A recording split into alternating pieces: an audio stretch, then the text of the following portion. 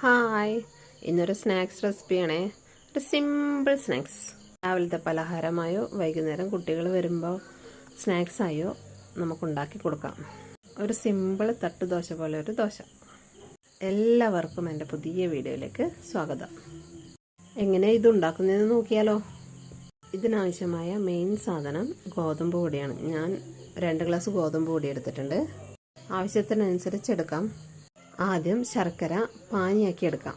ഗോതമ്പ് പൊടിയിലേക്ക് തേങ്ങയും കുറച്ച് ഉപ്പിട്ട് നന്നായി മിക്സ് ചെയ്യാം.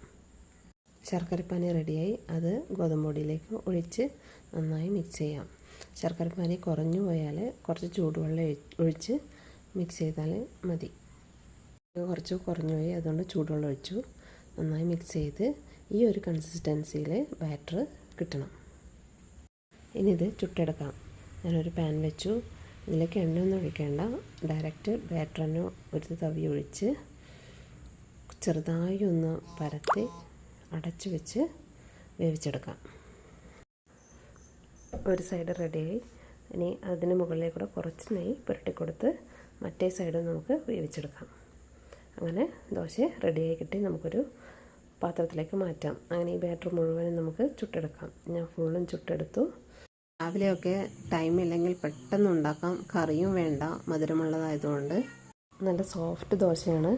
കുട്ടികൾ വരുമ്പോഴേക്കും ഉണ്ടാക്കി കൊടുത്താൽ അവർക്ക് തീർച്ചയായും ഇഷ്ടപ്പെടും. എല്ലാവരും ട്രൈ ചെയ്ത് നോക്കണം, എന്നിട്ട് അഭിപ്രായം അറിയിക്കണം. ഇനി അടുത്തൊരു വീഡിയോ കാണാം. ബായ്.